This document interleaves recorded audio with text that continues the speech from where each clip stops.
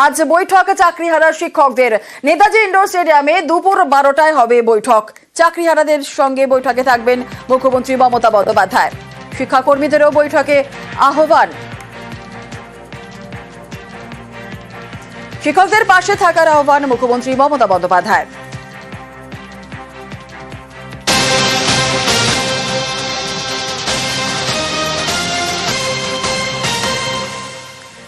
আজকের এই বৈঠক অত্যন্ত গুরুত্বপূর্ণ বৈঠক। এই বৈঠক থেকে কি উঠে আসে সেদিকে অবশ্যই আমাদের নজর থাকবে। আজকে বৈঠক চাকরিহারাদের শিক্ষকদের সঙ্গে। নেতাজি ইন্ডোরে দুপুর 12টা থেকে হবে এই বৈঠক। আমাদের সঙ্গে রয়েছেন আমাদের প্রতিনিধি সান্নিক। সরাসরি চলে যাব সান্নিকের কাছে।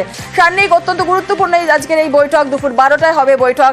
চাকরিহারাদের সঙ্গে মুখ্যমন্ত্রী মমতা বন্দ্যোপাধ্যায় বৈঠকে থাকবেন। এই মুহূর্তে শহীদ মিনারের সামনেই তুমি রয়েছো। চাকরিহারারা তারা গতকাল রাত থেকেই তারা এসে হাজির হয়েছেন। এই মুহূর্তে সেখানকার কি ছবি, কি জানা যাচ্ছে?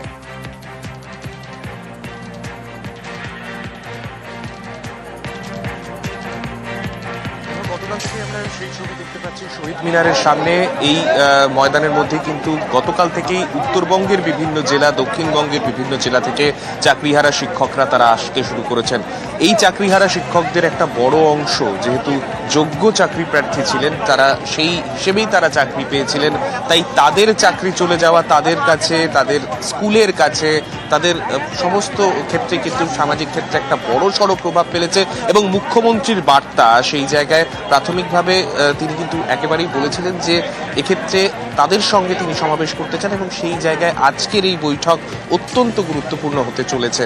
যে জায়গায় আজকে চাকরি প্রার্থীরা এই বৈঠকে যোগ দিতে যাচ্ছেন, সেই সমাবেশে তারা যখন যাবেন দুপুর 12টার সময় হলেও সকাল থেকে কিন্তু তোমাকে একটু ছবিটা প্রথমে দেখিয়ে নিই। এই মুহূর্তে যারা শিক্ষকরা রয়েছেন, শিক্ষকরা আজকে চাকরিহারা শিক্ষকরা তারা ওই দিকেই অর্থাৎ নেতাজি ইন্ডোরের দিকের যে রাস্তা, সেই রাস্তার দিকে তারা কিন্তু ইতিমধ্যেই লাইন দিয়ে দাঁড়াতে শুরু করেছেন। পাস এখানে কিন্তু রেডি করা হয়েছে, সেই পাসগুলো তাদের কালেক্ট করা হচ্ছে জেলার ভিত্তিতে এবং সেই পাস নিয়েই তারা এগিয়ে যাবেন নেতাজি ইন্ডোর স্টেডিয়ামের দিকে। প্রত্যেকে আশাবাদী, কেননা নতুন করে কি বার্তা আজকে মুখ্যমন্ত্রীর তরফে তারা পান সেই দিকে প্রত্যেকে অপেক্ষা করছেন তারা। কেননা এই মুহূর্তে চাকরি হারিয়ে তাদের প্রত্যেকেরই পারিবারিক অবস্থা বা বেশ কিছু ক্ষেত্রে আমরা বিভিন্ন স্কুলের ছবি দেখেছি যে স্কুলগুলো কিন্তু কার্যত ধুঁকছে। কেননা এত সংখ্যক শিক্ষক, শিক্ষাকর্মী একসঙ্গে বসে যাওয়ায় কিন্তু শিক্ষাক্ষেত্রেও একটা বড়সড় সংকট তৈরি হয়েছে তা বলাই যায়। এবং সেই পরিস্থিতিতে দাঁড়িয়ে মুখ্যমন্ত্রীর বার্তার দিকে কিন্তু প্রত্যেকে তাকিয়ে রয়েছেন। আজকের বৈঠক থেকে কি বার্তা উঠে আসে, তাদের জন্য নতুন করে কর্মসংস্থানের ক্ষেত্রে কি বার্তা মুখ্যমন্ত্রী দেন, প্রত্যেকেই কিন্তু সেই অপেক্ষায় করছেন। একেবারে সেদিকে অবশ্যই নজর থাকবে। আপাতত ধন্যবাদ সান্নিক।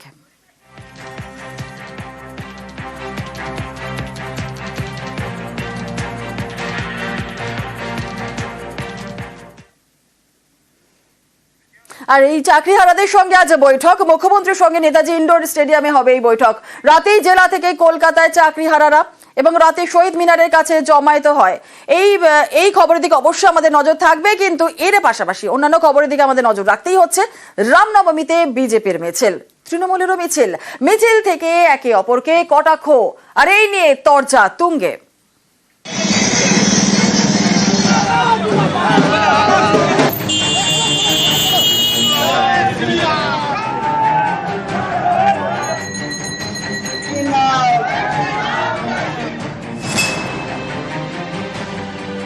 রামনবমী হলে অনেকের বুক দুরদুরি করে। আমি বলছি জয় শ্রীরাম বলে যাদের বুক দুরদুরি করে, আইঢাই করে, তারা রাস্তায় বেরোবেন না। আজকে হার্ট অ্যাটাক হতে পারে, কারণ সারা সমাজ জয় শ্রীরাম বলছে এবং প্রতি বছর ব্যাপক হারে বৃদ্ধি হচ্ছে, হবেও। রাম কারুর একার নয়, তো আমরা তো বার্তা প্রথম দিন থেকেই বলছি। রাম দেবতার নাম নিয়ে রাজনীতি করাও যেমন আমরা একেবারেই পছন্দ করি না।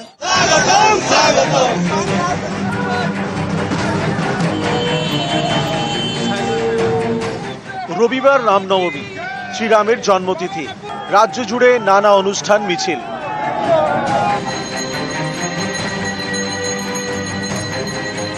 রামের নামে স্লোগান, শোভাযাত্রা, পথে বিজেপি এবং তৃণমূল। মিছিলে চলল পা, চলল মুখও। আমরা তো বরাবর রামনবমী করি, আমরা তো নব্য হিন্দু নই। তৃণমূল কংগ্রেস এখন নব্য হিন্দু হয়েছে। আগে তারা শুধু রেড রোডে নামাজে যেত, রামনবমীতে তারা যেতেন না। ভোট ব্যাংকের জন্য যাচ্ছে, হিন্দু ভোট ব্যাংক চুরি করার জন্য যাচ্ছে। এটা সম্প্রীতির এই মিছিল, ধর্ম যার যার, মুখ্যমন্ত্রী বলেছেন উৎসব সবার। ঈদ মিলনে আমাদের আমন্ত্রণ করেন, আমরা সবাই যাই, একসঙ্গে থাকি। রামনবমী যারা পুজো করার তারা পুজো করেছেন। আবার যখন রাস্তায় শোভাযাত্রা, আমরা সবাই আছি। ভগবান রাম পুজো পাক, বিজেপি নিপাত যাক। কারণ বিজেপি মেকি হিন্দু, ডুপ্লিকেট হিন্দু, নকল হিন্দু, ভেজাল হিন্দু। বিজেপি হিন্দুত্ব নিয়ে ভোটের রাজনীতি করে, আমরা করি না। আমরা সব ধর্মের যারা সর্বশক্তিমান, আমরা তাদের শ্রদ্ধা করি। খুব ভালোই, তৃণমূলের নেতা নেত্রীদের সুমতি হোক। যারা বিনা কারণে বিরোধিতা করছে আর ভোটের লোভে, তারা যেন ওখান থেকে সরে আসে। আসুন, রামের নাম করুন, সবার মুক্তি হবে। প্রসাদ খান, আনন্দ করুন। ঈদ হয়ে গেল এত বড়, তাতে সবাই অংশগ্রহণ করেছেন। আমরা শুভেচ্ছা এনেছি, সেমাই খেয়েছি, কোনো অসুবিধা হয়নি। রামনবমী হলে অনেকের বুক দুধদুরি করে।